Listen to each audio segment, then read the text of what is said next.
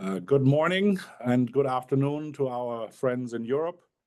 On behalf of the Konrad Adenauer Stiftung here in the United States of America, let me welcome you to this timely webinar, which is part of CAS and AGI's 5th Transatlantic Trade Week. Dear Jeff, dear Peter, we are very grateful for this partnership. I would also like to express my gratitude to our distinguished panel of experts and practitioners who will help us today understand the implications of new German and European Union policies for the transatlantic relationship. This event coincides with Germany's Chancellor Merz visiting the White House, which will hopefully contribute to new opportunities. I wish all of us an inspired and deep dialogue. Thank you very much. Well, thank you very much, Dirk. This is Jeff Rathke. I'm the president of the American-German Institute, and it's our pleasure to be in partnership with the Konrad Adenauer Foundation for this event. And before I hand things over to my colleague, Vice President of AGI, Peter Rashish, who directs our geoeconomics program, I just would observe two things. First, this is Transatlantic Trade Week, a program we've been doing for 5 years with the Konrad Adenauer Foundation. And you could say that since January 20th, 2025, every week has been Transatlantic Trade Week. So we consider this to be timely, even without the visit today of Chancellor Merz to Washington. And on that note, my second point is, don't worry, we will finish by 11:30, which is when the Chancellor is scheduled to arrive and be greeted at the White House. So you're not going to miss anything if you want to follow that as well. And with that, let me hand things over to Peter, who is going to orchestrate and lead the conversation for our remaining time. Peter, over to you. Thank you, Jeff, and thank you, Dirk. I wish I could say we had incredible strategic foresight in our timing for this event, but I think it's nonetheless very true that today, this week, is a very good time to be discussing these issues. Today, we will look at the implications of new German and EU policies for the transatlantic relationship, and there have been some notable new policies and innovations both in Brussels and in Berlin that we will discuss. Among them, the evolution of German and EU trade, the interrelated, I would say, evolution of German and EU trade, fiscal, defense, and industrial policies, what those mean for the US, first of all, but also for the global economy. We have changes in trade policy, like a greater emphasis on economic security, also on the other side of the Atlantic, but also very importantly, the two reports from former Italian Prime Ministers Draghi and Letta, which lay the basis for the EU not only to transform itself domestically, but also potentially to be a stronger geoeconomic actor. And then, of course, the consequences of the proposed new German debt rules and investment spending, especially on defense and infrastructure. So before we get started, let me introduce our speakers briefly. Michelle Egan is a professor and Jean Monnet Chair ad personam and co-director of the Transatlantic Policy Center in the School of International Service at American University.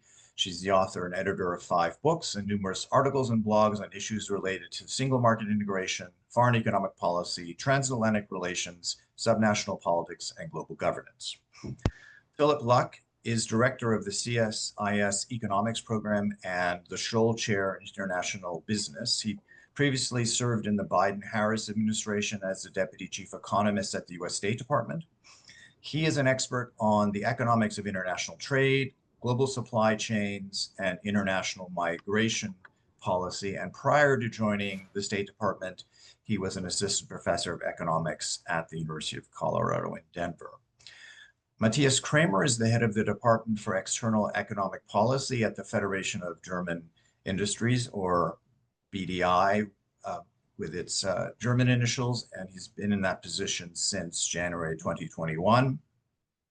He's responsible for global economic development, international trade policy, German and European foreign economic and trade policy and transatlantic trade relations and investment policy. He also represents the BDI in several international boards at the G7, G20, and the OECD, among others.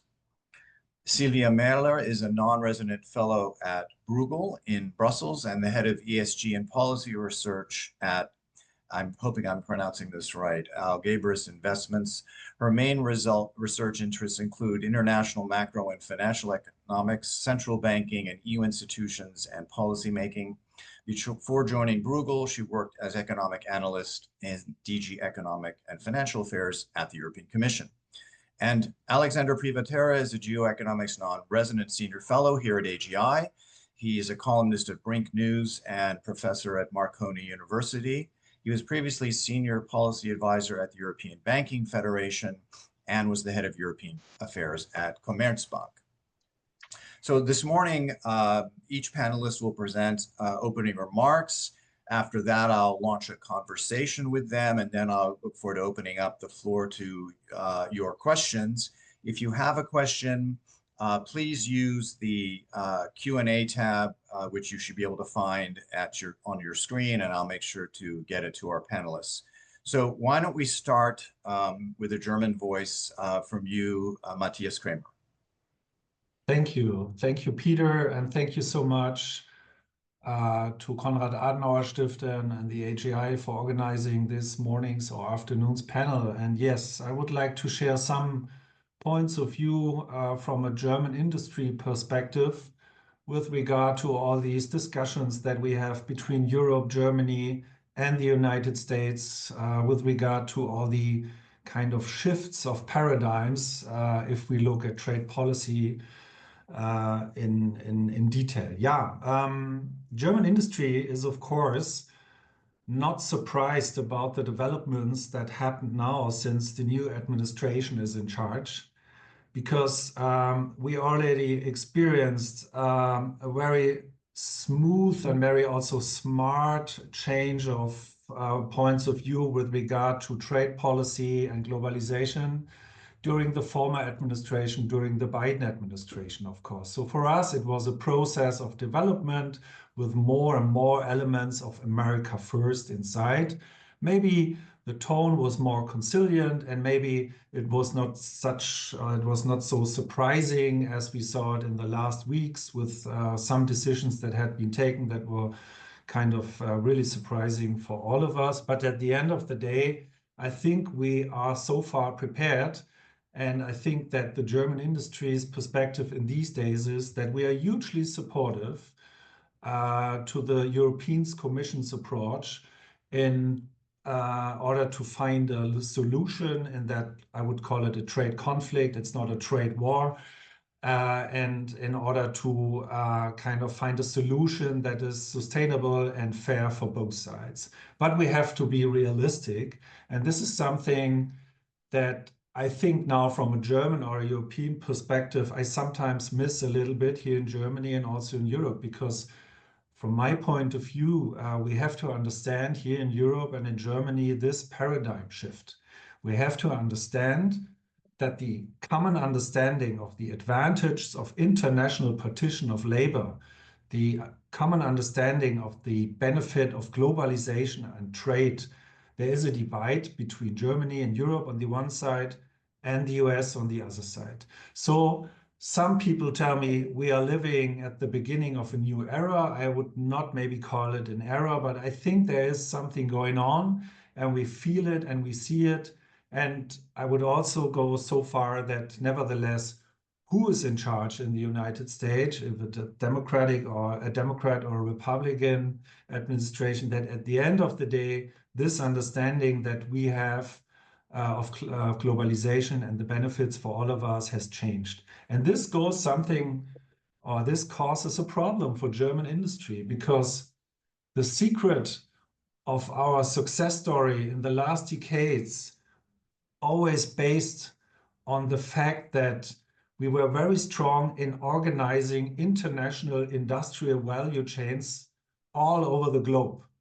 And we did it mostly under the aspect of efficiency. So we were kind of We were perfect in organizing these value chains, like sourcing from abroad, like exploring and developing new markets. And now we see that with the first measures and executive orders that had been taken by the US administration, the whole system is under stress. And I think that we have to understand that now we have to adapt to this. And now we have to see how we can live in this kind of a new trade world. The multilateral system is under pressure, but it's not at its end. That is my point of view. Because we think definitely that, I mean, frankly speaking, the WTO, for example, is also under stress, but it is already under stress for many, many years. And so far, it still works. And so far, for example, the most favored nation principle still guarantees a huge amount of global trade that is processed every day on that base. So there's still a strong value of the WTO, but maybe we have to rethink a little bit how this organization might work. Maybe we have, for example, think about more plurilateral initiatives or something like that. So we have to be flexible. We have to be also creative in order to create new ideas and in order to create new policy approaches. And as Peter said, and Jeff, in these days, in Germany especially today, we all look what will happen when our chancellor will visit the president of the United States. There will be a bilateral meeting and there will also a working lunch. So we are convinced that with this new German government, Germany is back on the international level. So Germany is back in Europe on the one hand, and Germany is also back in Washington, for example. And we are very optimistic that Chancellor Merz and this government, they are able to speak from a unity, from a government that is being founded by two parties, and the broad and vast majority in the German parliament stands behind that, what the chancellor might say today and in the next days in Washington and also in Europe. So the problem that we had in the last legislation period was that we had, for the first time in our history, a government that consisted of three parties, and it was pretty tough for the chancellor to find a common and unique voice. And I think unity is essential in these days. And unity is also essential with regard to German industry and also with regard to the European Union in these days, because we all know that parallel to the visit of Chancellor Merz, the Commissioner Šefčovič and his team, they are in Washington and they try to negotiate something, a solution or maybe a deal. And they only can do it because they are strong, because Germany and other countries and other member states stand behind them. And they kind of can bring in the whole power of the European Union because everybody joins this unity. And we have also to organize in our community, by the way, in our membership. We have to look that within our membership, all the branches and all the different companies and all the sectors stand behind the BDI when we support the European Union and also the German government, that we find a horizontal solution and a horizontal approach with regard for a possible trade deal. So unity is crucial and it is essential. And let me come to an end, but I think we should be optimistic in Germany, and we should also be optimistic in Europe that we have something to put on the table. And I think there's always a positive element in any crisis. And I think the shock crisis maybe that was induced by this administration in the US might bring us in Europe again to the fact that we kind of reorganize the European Union, that we put the competitiveness of our business and of our economy in on the top of the agenda, and that in some areas of European legislations we kind of make cut off red tapes, we cut off bureaucracy. Maybe we will come back to this later, because I am convinced that in this area we have points of convergence also with US business. There are some European legislations that are also harmful for US business. So why don't we talk about that as a non-tariff barrier, for example, and put it on the table during the negotiations? So there's a lot of space for policy, and there we have to be creative and we have to be flexible.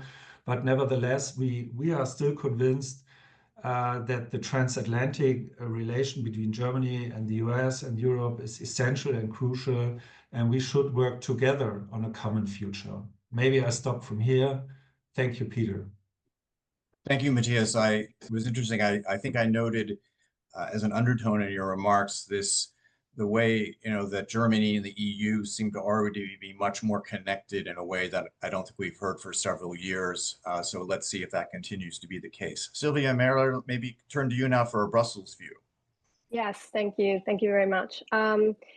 So while Matthias was speaking, actually, I couldn't help thinking about something, which is it's 2025. Over the past 15 years, Europe, even more so the Eurozone, but you could say Europe as a whole, as a political project, has gone through a series of existential crises, I would say, and there is a common thread among those crises, which is Europe has emerged stronger than it was when it got into those crises. If we think back to the Eurozone crisis, for example, it challenged one very long-held certainty among at least economists back then, which was it would be impossible for countries sharing the same currency to experience a balance of payment crisis. And that's precisely what happened in 2011. So the unthinkable happened, and the result of that was we emerged from that crisis with a strengthened institutional setting for monetary policy and to some extent fiscal policy at the Eurozone level, which then proved to be extremely beneficial when the COVID crisis came, because in that situation, Europe was able to go through that crisis with a central bank that was way more proactive than it was back in 2010. It had tools at its disposal and also a more proactive approach than we could possibly have imagined 10 years earlier. And also, most importantly, I think that change of mindset that came with the Eurozone crisis then made it possible to have something like Next Generation EU, which is the flagship European Union investment program, which, by the way, features the first ever occurrence of a fiscal transfer between member states. So at the level of member states, not at the level of regions. And that's something that's really remarkable. Then came 2022, which challenged another, I think, very long-held certainty by Europeans, which was the days of war in Europe are over. We're never going to see Europe on war on European territory ever again. And that happened. And I think that sort of started creating a very clear idea that Europe had to pursue strategic autonomy, which, up until that point had been a talking point for some governments in the European sphere, but never really got the traction to become a EU-wide level discourse, I think. And it started becoming that in 2022 following the Russian invasion of Ukraine. And I do think that we're now seeing one similar situation, one similar juncture. So the situation that we're in right now obviously challenges another very long held certainty by Europeans, which is to really sum it up, that the US would always have Europe's back in a way, from both a national security and an economic standpoint, that we would always be partners. And the period between April 2nd until today, I think, has really challenged that notion, with the US very explicitly wanting to renegotiate their relationship with the rest of the world, Europe included, at some point also with very harsh language, as we know. And it is obviously very early to say what will come from this other episode of crisis, but I think it is not too early to say that there is an opportunity for Europe in this, like there were opportunities in the previous two cases that I mentioned. And in particular, I think the opportunity is not that much on the trade side, which we've obviously talked a lot, very extensively, because that's what was in the news, but every trade imbalance as a financial counterpart. And the dynamics that we have seen on financial markets following Liberation Day, as it was called, are dynamics that suggest at least some erosion of trust in the US as the issuer of the global safe asset and the global reserve currency. Again, very early to say whether this will translate into a confidence crisis at some point down the line, but it's already, I think, fair to say that there could be a space for Europe to push the role of the euro as an international reserve currency, and to push the role of Europe as an alternative issuer, of an alternative safe asset in a world where there is going to be more demand for diversification, even in the area of safe assets, which up until this point has obviously been the remit of the US Treasury.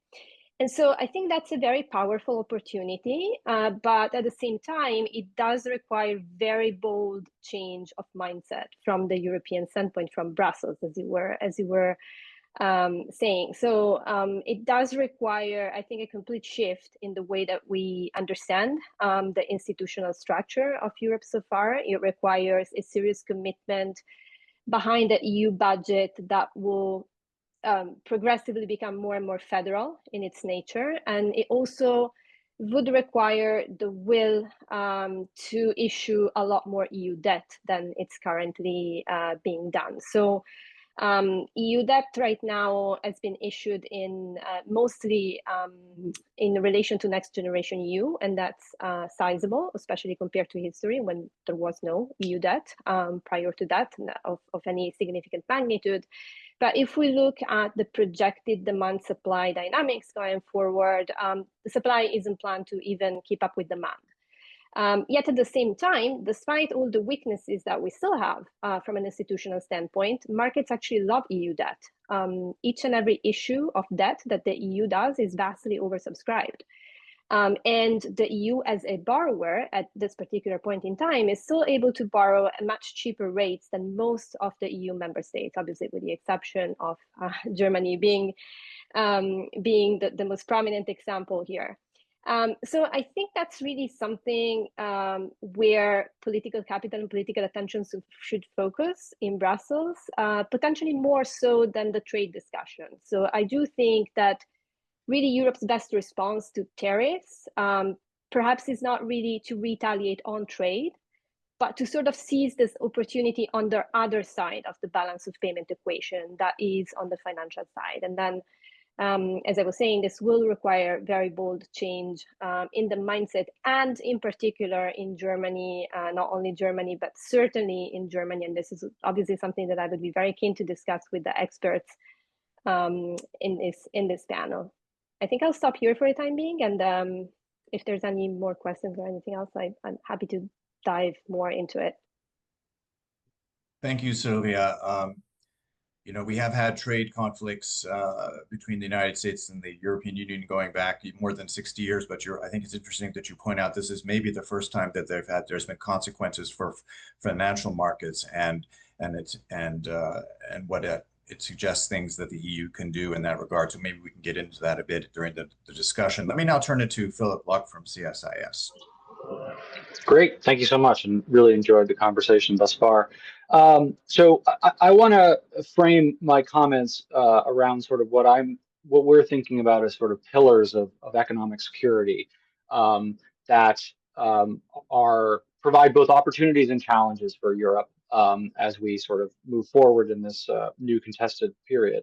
You know, I think to us, the three real pillars of any economic security strategy are growth, a robust economy that can support engaged populace, connection to others that create alignment and shared interest and shared goals, and then resilience to external stresses and threats. You know, I think too often we focus only on that third pillar of any sort of economic resilience, or of economic security. Let me tick through a few issues around those three issues where I see Europe having opportunities in the transatlantic relationship, but again, of course, also challenges. For growth, I mean, we're all very familiar with the Draghi report and the challenges that Europe has. To Sylvia's point, many of these challenges, solutions to these challenges, will take issuance of debt. They will take very large investments, whether it be infrastructure or more increasingly military spending. There's going to need to be a clearer focus on how we pay for these large investments to expand the energy grid, infrastructure, and military spending. So I think that's a real opportunity. And again, I think a greater issuances of sort of collective debt is an absolute opportunity, to the point about sort of the Europe's potential role as the U.S. becomes honestly less reliable in this space. I will say, I mean, this is going to take quite a bit of clear and focused thinking, because it's not as if Europe wants to be on par or even close to the United States in sort of this market for debt. It's not sufficient simply to issue some debt one-off or over a few times. These markets need to be incredibly liquid. They need to be incredibly deep. They need to allow investors to move along the yield curve from 30 years down to shorter maturities. And you need to be able to buy additional debt in perpetuity, essentially. So you need to have a system where continued issuance continues to happen. So these are all entirely feasible, but they require really quite a lot of detailed thinking and forethought. And so I just encourage our European partners to continue to engage in exactly that type of planning around a growth agenda. Connection to allies. I mean, again, I think the European project essentially is built on the idea that connection to partners is a way to build security through aligning incentives. I am concerned that there'll be limited scope for that, quite honestly, transatlantically for at least the next year or two, but there are opportunities to do so. Clearly, this administration, I completely agree with the first speaker that in some ways, the Trump administration is a continuation of a drift towards protectionism that started in the Biden administration and then the Trump administration before that, the first Trump administration.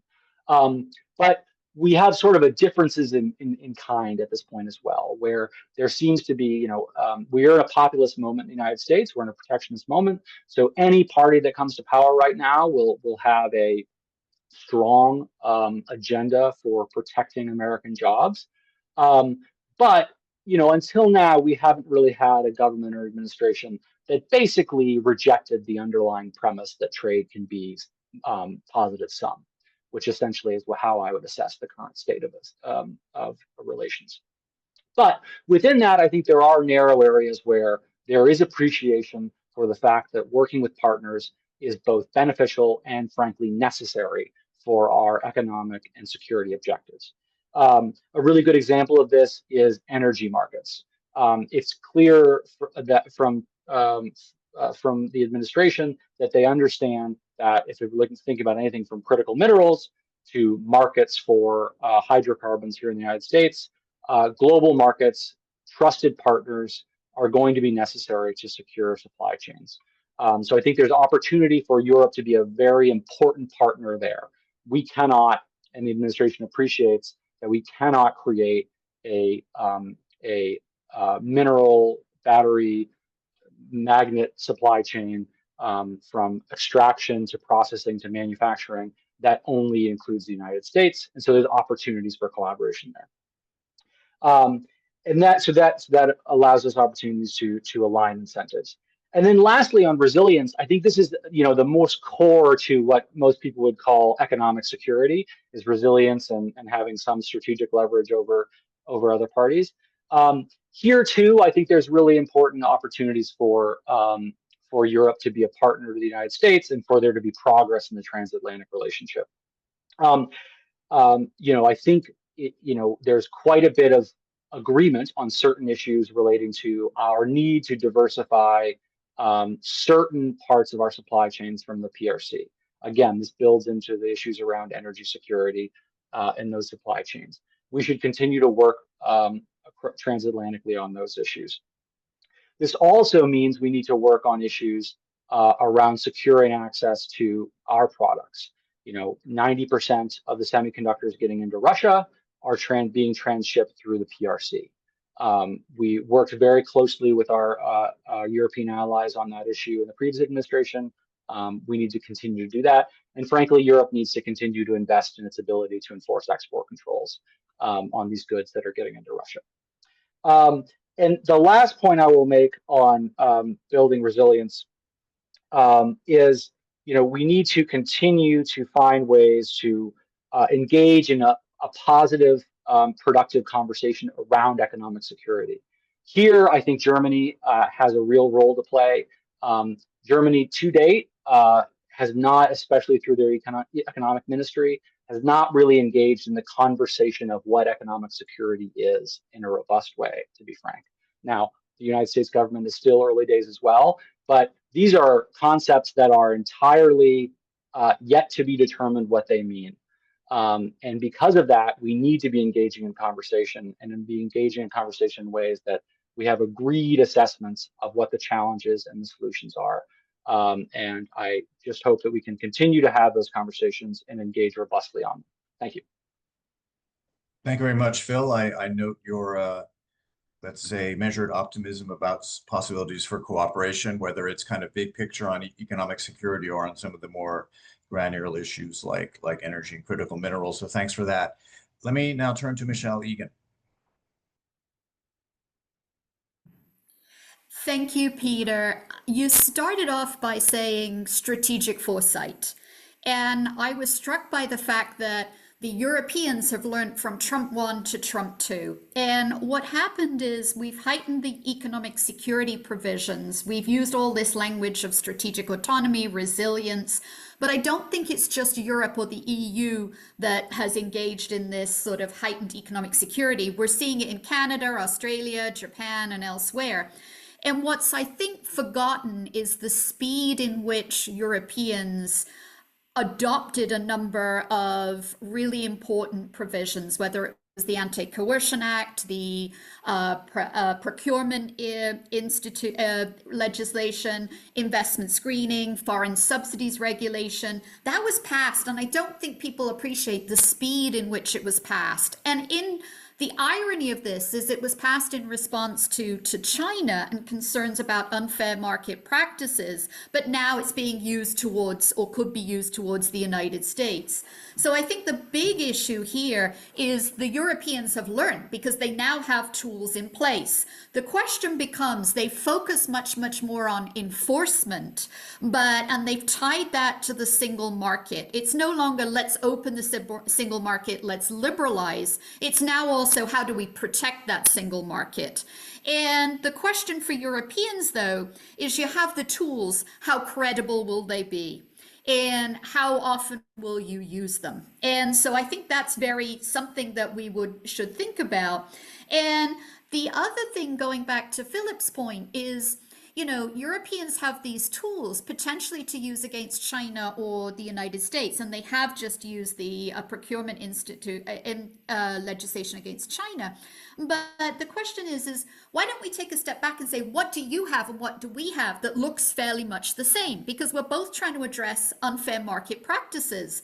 And whether that is investment screening or whether it is the RRM in the NAFTA agreement, USMCA, and the corporate due diligence, there's something that we're doing that is similar. So that would be my first point, is making sure, you have the tools, when are you going to use them, and who are you targeting? The second point that I would say is it's really interesting from this side of the pond to see how the trade narrative has shifted. And this goes a little bit to Matthias's point.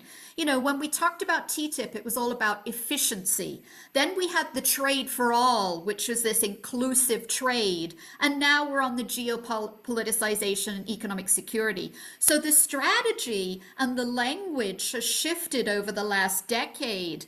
And so I think that from an outside perspective, Europe is sort of torn between these different, approaches, because on the one hand, we're promoting regulatory simplification. We want to improve, reduce the burden on business. But then on the other hand, we then have all of these sustainability initiatives, corporate due diligence and Green Deal. And so we're having this sort of tension between how do you promote these sort of innovation, competitiveness, simplification, which aids business versus some of these, requirements on sustainability, which the EU is now backing off and postponing. So there seems to be a tension there in terms of EU trade policy, which gets to my final sort of 2 points, which is, has the EU decided how to negotiate on trade agreements? On the one hand, the typical EU model is reciprocal market access and sort of, we need, to and fro here. And then we've added on top of that minilateralism and alternative sort of critical minerals and other smaller deals. And so we've got this variegated trade policy making model. And I want to know how much it's going to fit with the United States under the Trump administration. What I mean by that is we had Jameson Greer yesterday giving one of the shortest USTR readouts I've seen that basically said, we're having constructive engagement with the EU. What does that mean? But I think the Europeans are still approaching this as like reciprocity. And I'm not sure if that is really the way that the US is seeing this. And so how it sort of does trade deals with the rest of the world versus how it does for the the US, maybe a different tack is needed.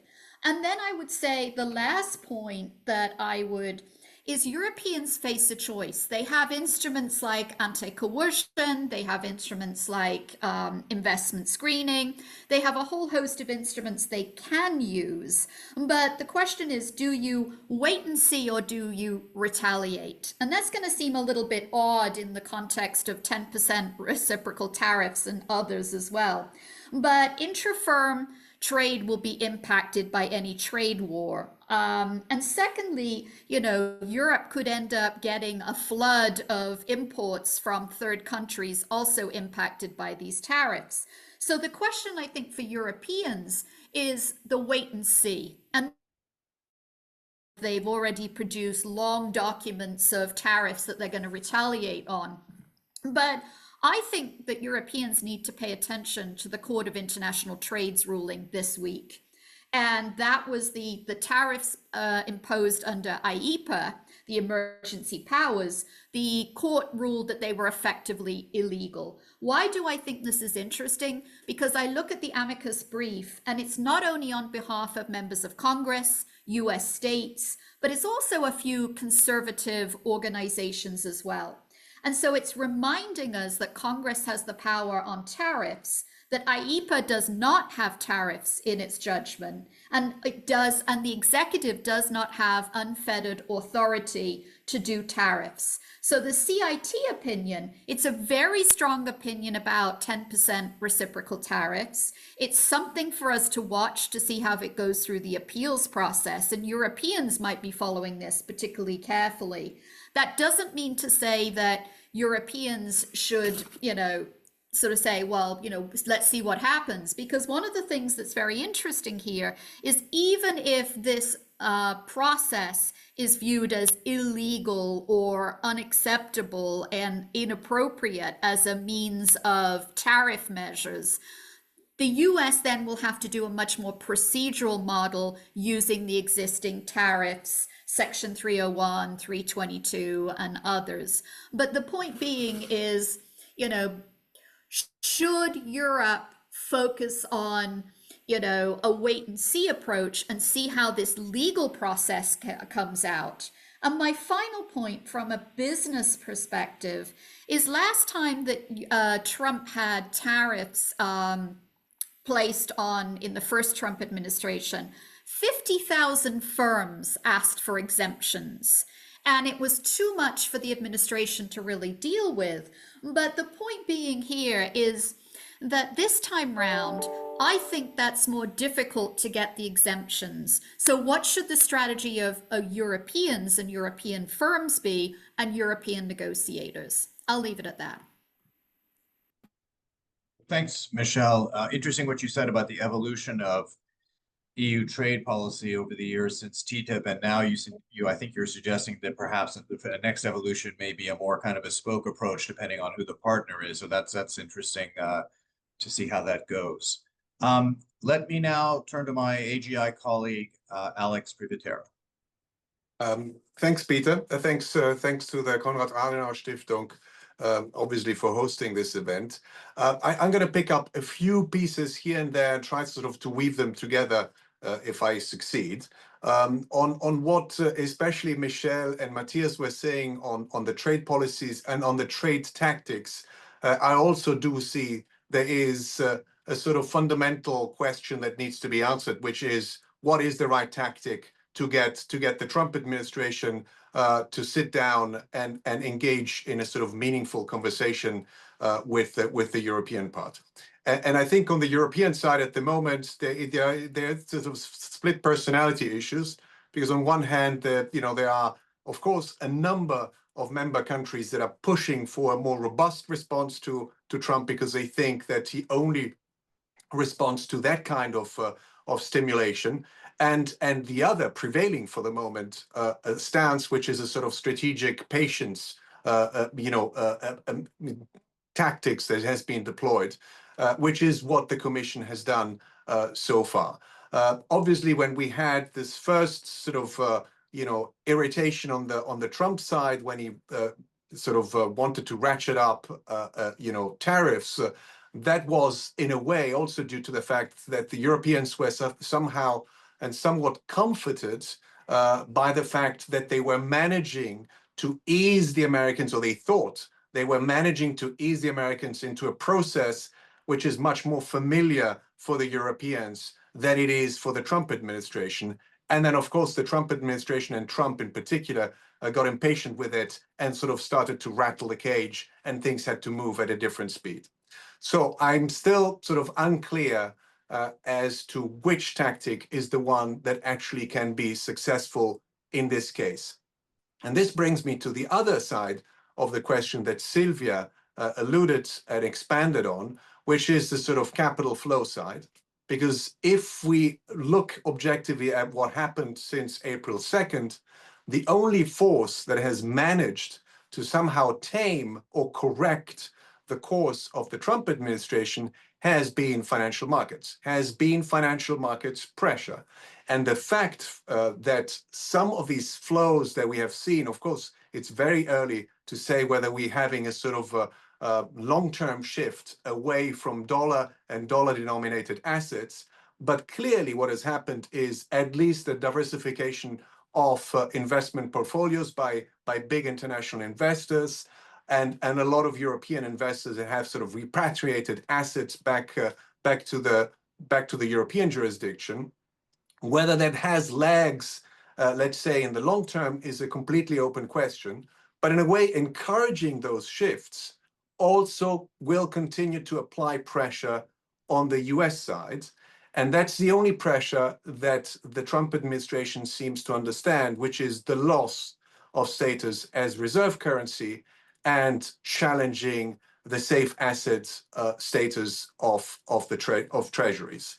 And I think that in this case, it will be very wise for the Europeans to continue to pursue, not just with discussions, but with actual concrete steps. And here I would like to mention Capital Markets Union, for instance, that they're really serious about creating the plumbing, the sort of infrastructure that would help long-term to have, let's say, a rebalancing of capital, of financial flows, not completely away from the US, because we would be in a crisis in that case, but at least to some degree. At least create a sort of more multipolar sort of reserve currency system that we haven't seen in many, many decades. And here I'm a bit doubtful about the political will on the European side to actually undertake the steps that are necessary to get there. Christine Lagarde a few days ago in Berlin held a speech on the euro as a reserve currency, and she clearly stated which ones are, the points that Europeans need to enforce to get there. And one of those points is the security, security role of not the euro area in this case, but of the European Union. And here we don't know which way it's going to go.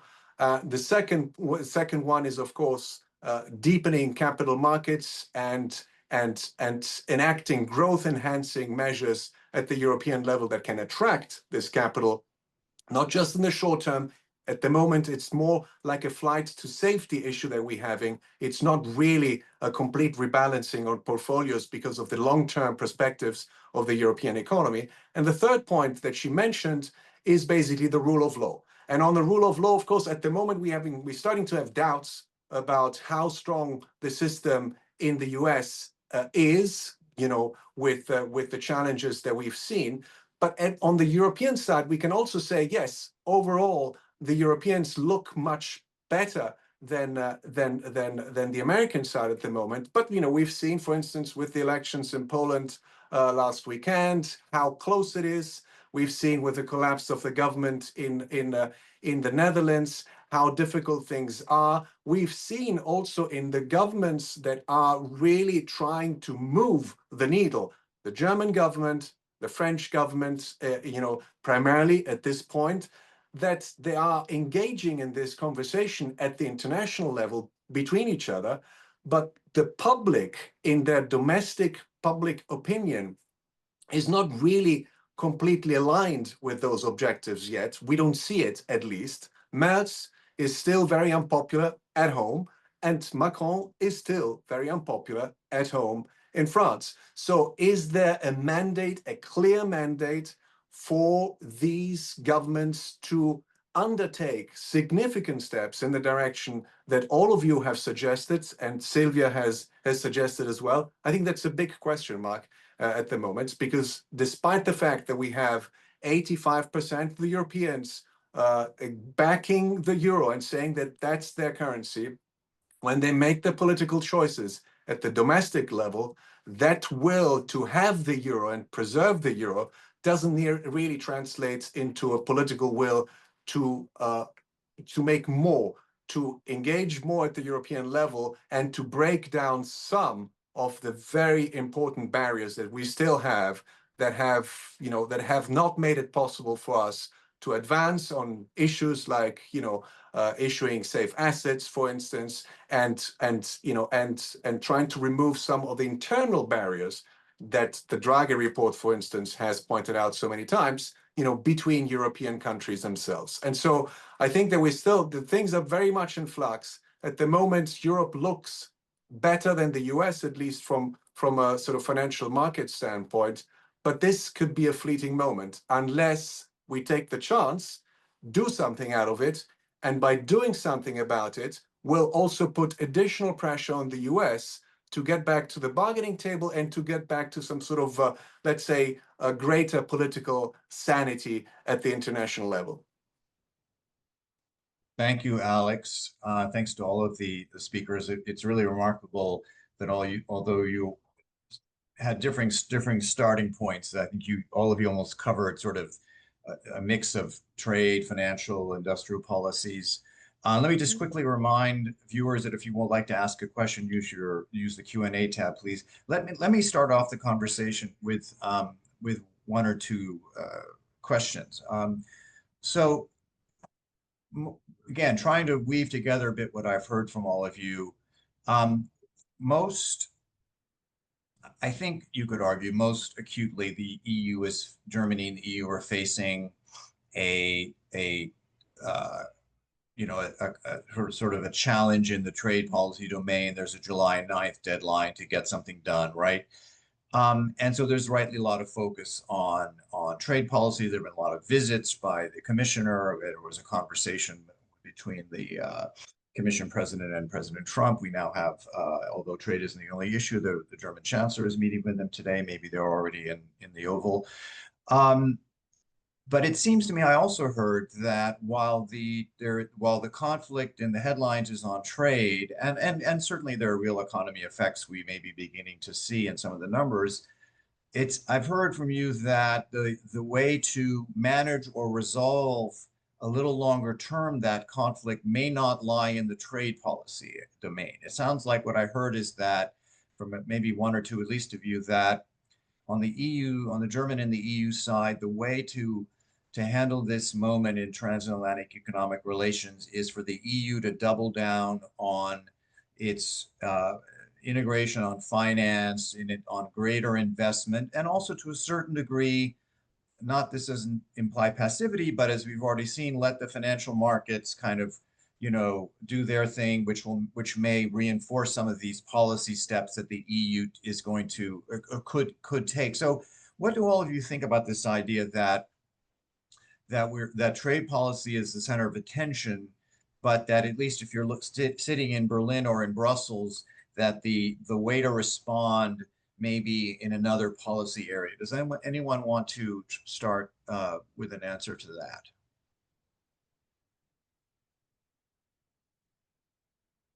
Peter, since nobody's speaking, I was looking at you. You couldn't tell on the screen. I'll give it a go. I'll give it a go. Yes, I completely agree. I mean, I don't think that you can sort of abandon all the efforts that are taking place on the trade side and only focus on the rest.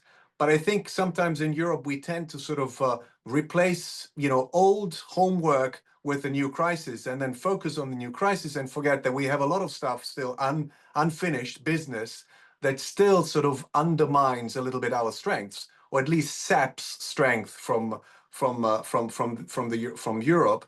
And I do think that especially this Trump administration probably would respect greater steps into a direction that they think Europe is actually unable to undertake, and be surprised by those steps. They would be surprised by those steps, and that would probably force them to revisit some of the assumptions that they make on Europe.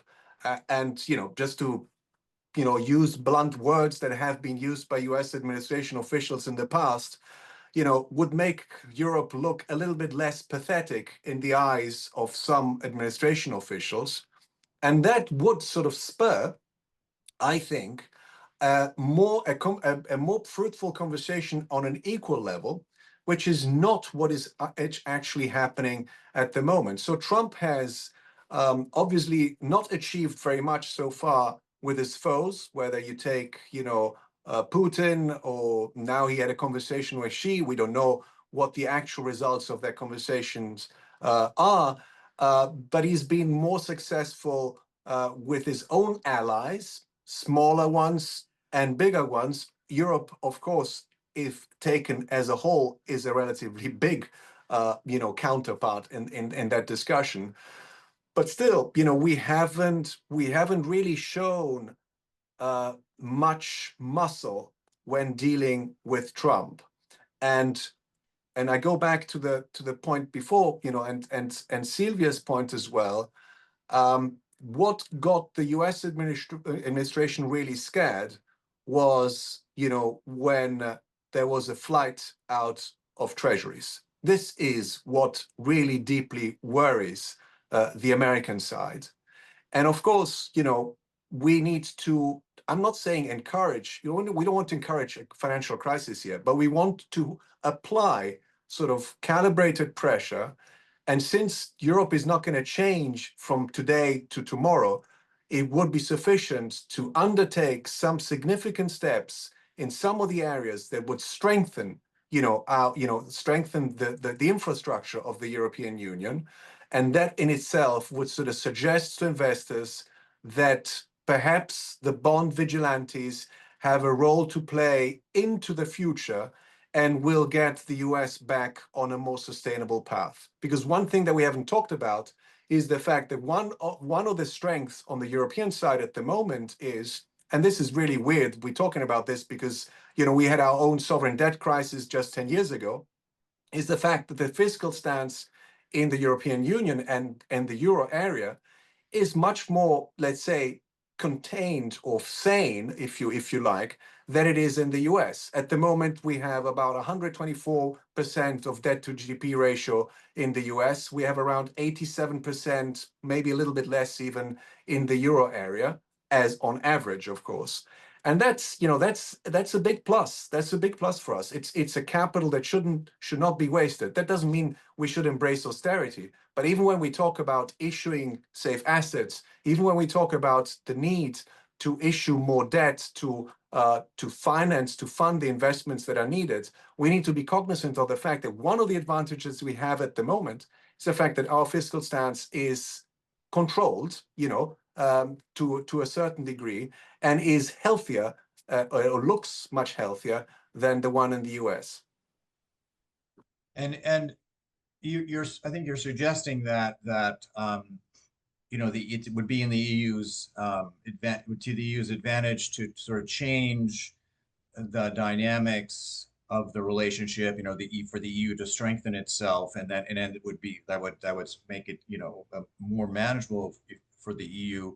But isn't it also true that those steps, I mean, they are, though, that's something that maybe will have implications for the dynamic of the transatlantic relationship, but it seems also to me also true that, of course, those are in the EU's own interest, and my question would be, and to get those things done, given the earlier point you made about the voters not always being completely aligned with the most avant-garde governments, but to get the voters aligned, don't you think it would be more effective to make the case for those kind of actions as part of kind of a European patriotism rather in response to anything that the US or China or Russia is doing?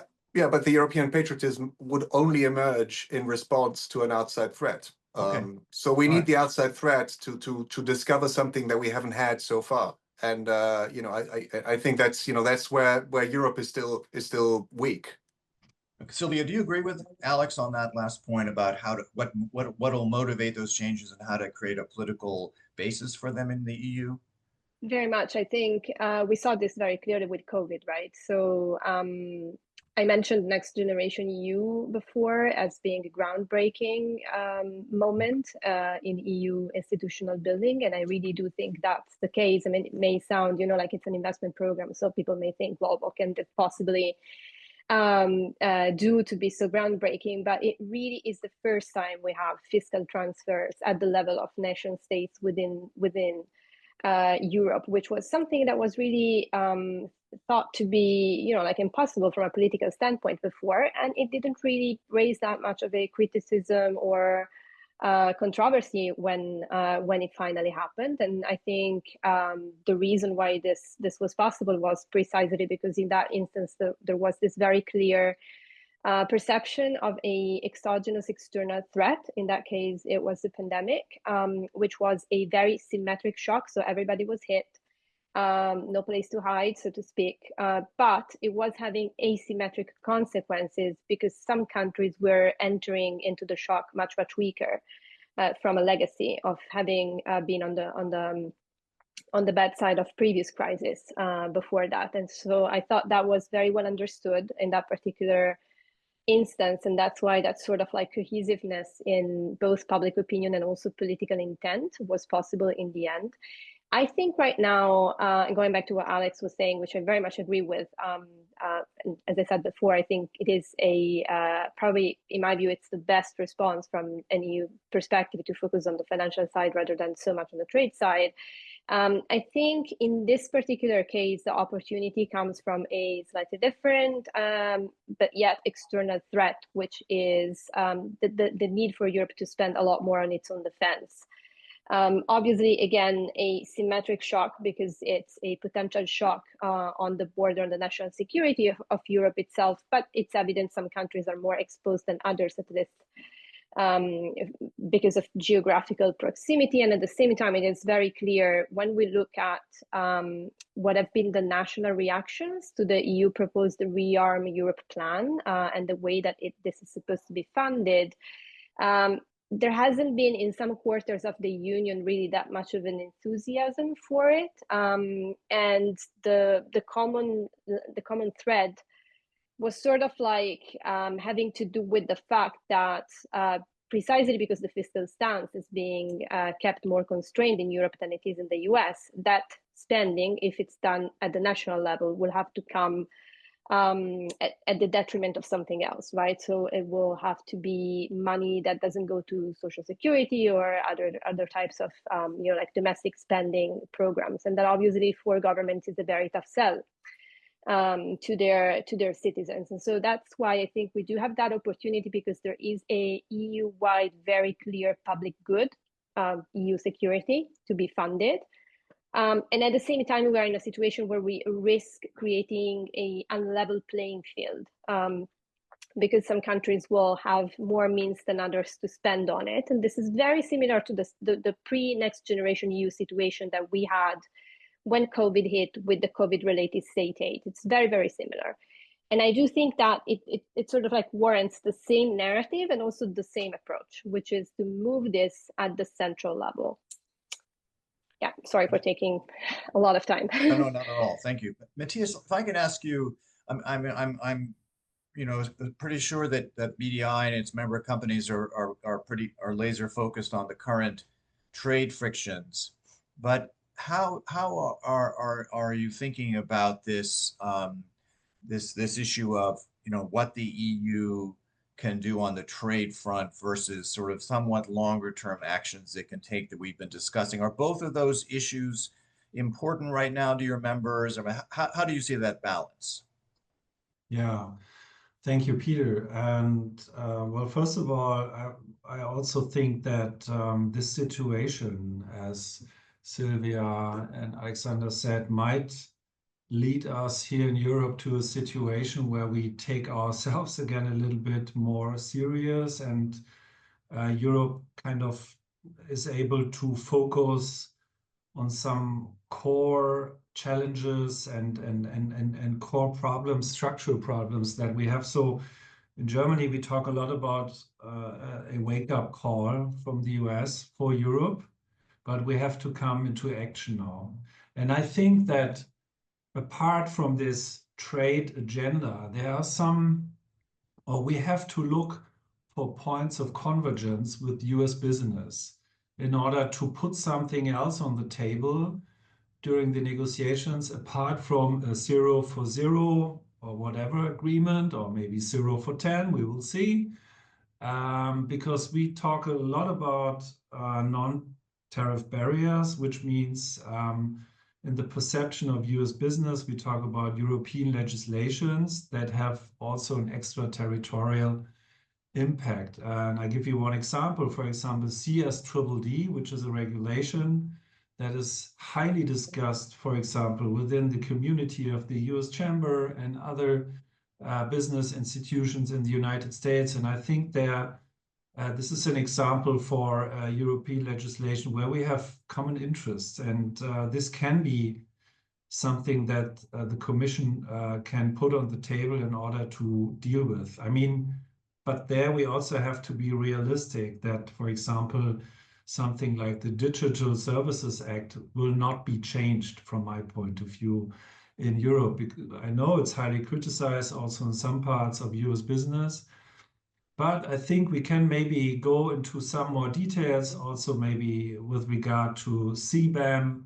I am sure that CBAM will not kind of erased from the European agenda, but there are now discussions about widening the scope. Maybe there's an approach where we can find some common ground. So I think, as I said at the beginning, that's what I meant with we have to be a little bit more creative. And if we kind of manage to change a little bit the European legislation agenda, as a result of the pressure from the United States, why not? I mean, I don't care. And German business and big part of European business would kind of be eased from that. And especially in the small and medium-sized business, which is still the backbone of German economy. So I think it's not only about trade, it's not only about the WTO. Got it. Thank you very much, Matthias. Phil, if I could turn to you. So we've heard some thoughts about what's going on in Germany and the EU, what the responses are or might be in different areas. What thoughts did you have about the consequences for the United States and the president's agenda for the US economy if a number of those things that we've been discussing really do take off? Do you see those as having serious consequences here?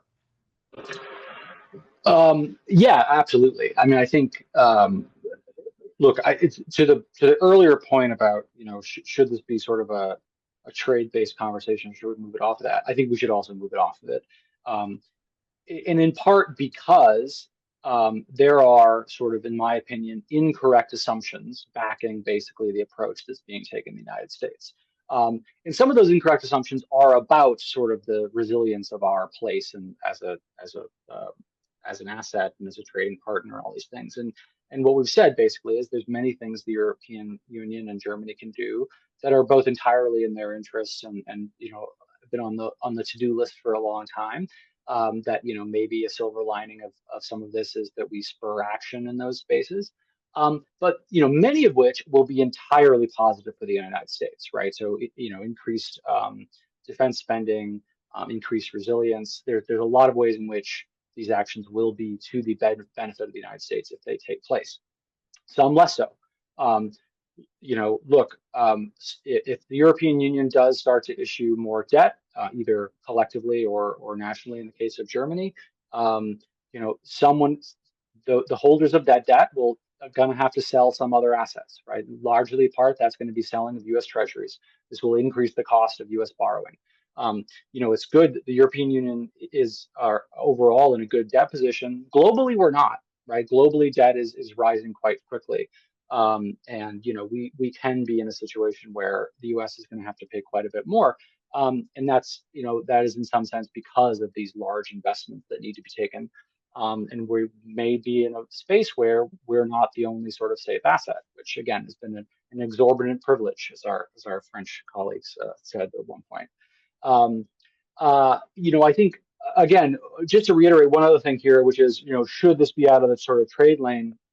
I think there's another reason that I would say yes, which is, look, to the earlier point, the United States is not thinking about this, or this administration is not thinking about this as a traditional negotiation. This is not a situation where we give something and you give something. They're looking for concessions. So keeping this in that space is not overly helpful, in my personal opinion, at this point. And the last thing I would say there too is, I would sort of caution against. Of course, there's going to need to be some sort of rebalancing or retaliation, just from a standpoint of you have to negotiate with the partner you have. But I would caution against using this as or overly relying on digital markets taxes or pushing forward on sort of being punitive towards U.S. large industry for two reasons. I don't think that's going to get the desired effect. And it's going to be detrimental to European business as well. And so, when, to quote another French person, potentially incorrectly, when your adversary is making a mistake, don't get in their way. We shouldn't sort of copy U.S. poor policy by sort of kneecapping Europe through sort of taxes. If there needs to be sort of strategic leverage, do it in ways that sort of are maximally impactful for leverage rather than sort of messaging. So I'll stop there. Okay, great. Let me now turn to some questions from viewers. So we have a question which I think builds on some of the things we've discussed, but it's a bit more of a kind of looking at things through the frame of negotiations. Do the panelists see opportunities for the EU to package aspects of its competitiveness agenda, simplification, deregulation, as concessions, quote unquote, on purported trade barriers and negotiations with the Trump administration? So not just the question of how many lanes there are that the Europeans should be in, but also right now, how can you sort of converge those two lanes of traffic to deal with what's coming from the Trump administration on trade policy? Does anyone want to take that? Well, Peter, if I may, I mean, sure. I just said it before that I don't think that it's already possible to answer this question that the European is already so far to do that. But I think the pressure will rise and rise. And as Philip said, it's more about concessions than about a negotiation at the end of the day. And we have to put something on the table. And I think we have to be realistic. And that's what I also wanted to emphasize a little bit at the beginning. In Europe, we have really to understand, well, this paradigm shift again. And so we have to kind of check all our old fundamentals for trade and for negotiations like that. And there is policy space, I think, for that. And more countries will kind of be willing to give any concession with regard in these European legislations that I mentioned. So I'm quite optimistic with regard to that. Anyone else? Peter, if I just may oh, no, sorry, I think Michelle has her hands up. Michelle, please. Just very quickly, pulling up on that, I would say to people, what's really interesting to me is the annual NTE trade barrier report, non-tariff barrier report. We've seen the same issues year in, year out in that report. And this time round, it almost feels like they are like, this is our checklist, what we want from the EU, as somebody used in the questions as concessions. But for me, I think they were asking deregulation and simplification. That's a debate about European competitiveness, Draghi report and Letzer. The concessions that the US is asking, if we can use that phrase, is very much things that Europeans cannot deliver. And one of the best examples would be VAT, a VAT sales system. A second one might be agricultural preferences. This has been a long-standing issue, but Europeans care about how they regulate agriculture and food. So I think the idea that Europeans can give concessions to, I don't think it is concessions. Some of these things are just not feasible. And I also want to say, I agree about the notion of not going after digital and digital tech space, because, Europeans and business and consumers rely on the platforms provided by the digital sector. So I think it's really, the question really here is, how can Europeans package something in a language of market access? Okay, yeah. Matthias, would like to have a comment. I just wanted to come back to one point that Michelle just said about the agricultural question. Yes, I know that it is always a huge issue in the European Union, but I can tell you that within our membership, within German industry, there's more and more a strong feeling about the fact that the European Union is not an agricultural union. I mean, look at the failed negotiations with the FTA with Australia. Finally, it failed because the agricultural sector made huge and enormous pressure. I mean, we don't talk about a huge trade volume at the end, but it's more a geopolitical, very interesting FTA. And I really, I can tell you that we kind of have to canalize a little bit those opinions in our membership, but they are getting louder and louder. So just a quick thought on that. Yeah, thanks. Sylvia? I wanted to second what Michelle said, actually, because I do think that's precisely the core of the point here. So there's been a lot of discussions about Draghi's competitiveness report, and I think it's imperative that many of the recommendations in that report are taken on board. But then when we look specifically at what barriers are mentioned by the Trump administrations in relations to trade, it isn't stuff that really is in the Draghi report, but also it's not stuff that's really in the EU remit to negotiate. That's VAT. So VAT is not an EU competence. It's a tax, which seems to be wildly misunderstood also in its functioning in some quarters by this administration, but it is also not something that, like the EU has the competence to put on the table for a trade negotiation. And when it comes to non-tariff barriers, yes, agriculture is certainly has been part of the discussion, but it's also a lot about standards, manufacturing standards, industrial standards that the administration seems to be pointing to. And in that respect, I also do not really see that happening from a new standpoint. I think here maybe there's some lessons to be learned also from the UK-US trade deal, which I think is very interesting to look at when we think of a jurisdiction that is already applying very low tariffs to US products, which is very similar to what the EU is doing on average. And that deal sort of, I think to me at least, gives the impression that if you are in that camp, it's difficult to get a good deal unless you're willing to put on the table stuff that in the EU case, I don't think the EU will be willing to put on the table. And so in that respect, I'm a little bit pessimistic on that. Thanks. Alex. Yeah, also to Michelle, because I also think that she really hammered it in. That's the main questions that need to be answered. On the VAT, for instance, without repeating what Sylvia said, it also risks sort of creating some sort of political tensions within the European Union itself, because it's tax. And we have sort of some of member states that are considered to be more tax havens than others. Ireland, Luxembourg, the Netherlands, and the US has a bone to pick, especially with Ireland.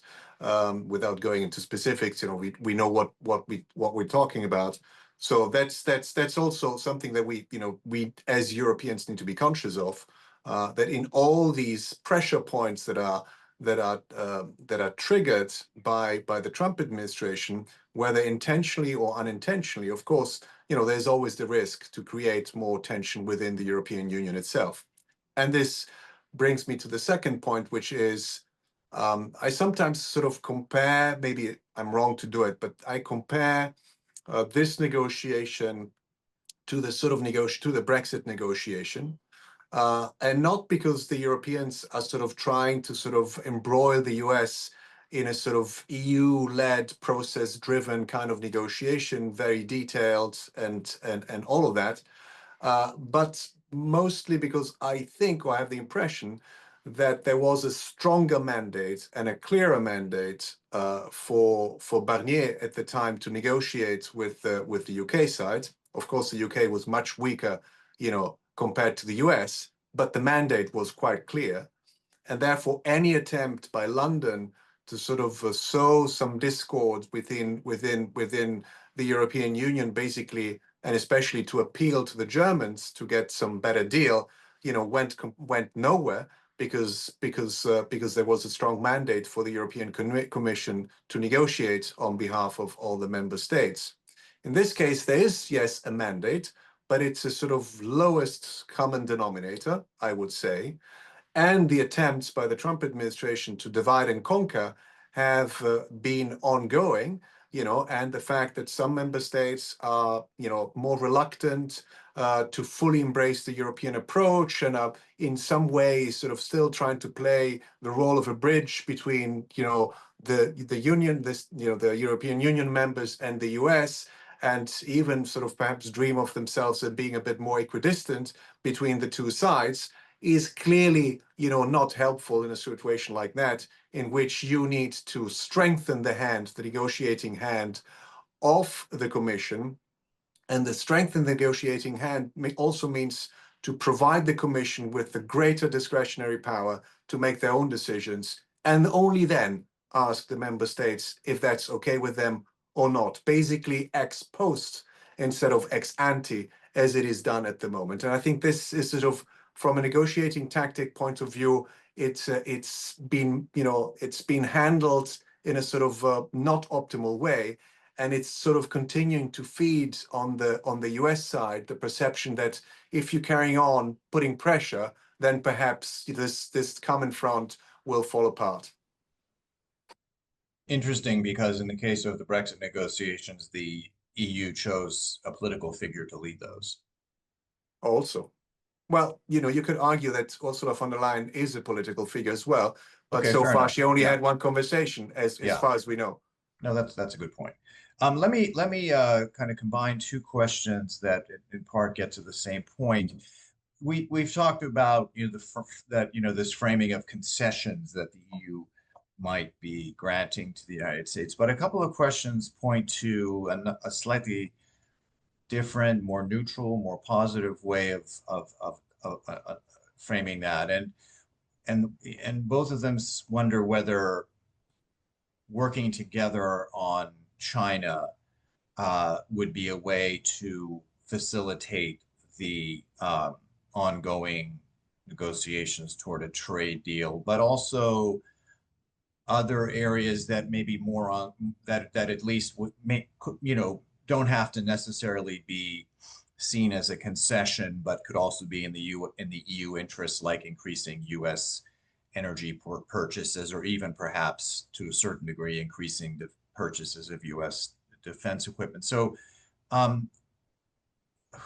who would like to think about to what extent the Trump administration would be amenable to this? I mean, in fact, Phil, maybe you, because you mentioned this option for cooperation, you were somewhat positive about the potential for that. Do you think, in terms of the dynamic of the ongoing negotiation, or further along, that could be helpful? Yeah, absolutely. So for the ongoing negotiations, to be honest, I think we're all guessing. I think the challenge there in part is, so I do think there's a lot of value in collaboration on sort of getting a collective response or a collective approach to the PRC.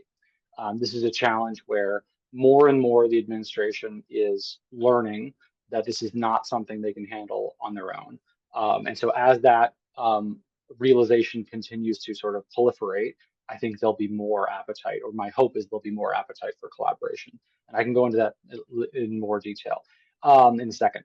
The reason why I'm hedging on whether that's going to be helpful to the current negotiations is, while the administration is going to be, it will be more and more open to collaboration there, there's always a, the issue is the administration will not think of those as concessions, which again is the way the administration is thinking, because those are things that are in the EU's interest. It is in the EU, from their perspective, it's in the EU's interest to better handle its relationship with China. So that's not a concession to this administration.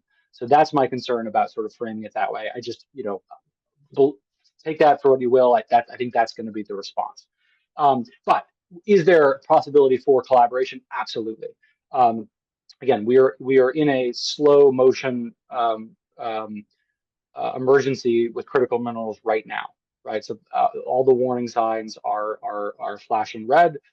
We need to find a way to solve this problem in the long run. We can't do that alone. We're not going to produce the minerals here. We're not going to process the minerals here, nor can we get out of this by just putting high tariffs on them, because that will not be enough to incentivize investment outside the PRC. We need to set up a relatively robust market that in some ways, either excludes or puts up barriers to PRC products, that it has large enough that incentivizes those large investments. So it includes the US, the EU, mineral producing countries, and others to do processing. This is very similar to what the Biden administration was thinking about at the very end, of sort of like buyer's club around critical minerals. In many ways, this was the same basic playbook of the CBAM and global arrangement conversations, which is create a sort of market that is in some ways large enough to be insulated from these non-market policies and practices. One of our colleagues mentioned going back to CBAM. I think that's another area where there's possible collaboration, right? I think the realization has just grown on both sides of the Atlantic that PRC policies, their policy practices, subsidies that are very market distorting, that are impacting industrial bases around the world, need to be addressed, and they need to be addressed collectively. And so I think this is an area where across the administration, there's possibilities for progress. I think, unfortunately, I think part of this is going to have to require us holding two things in our mind at the same time. I'm not sure that these will, I can see how these could be a solution to one another. I don't think that's the way the administration is going to be doing this.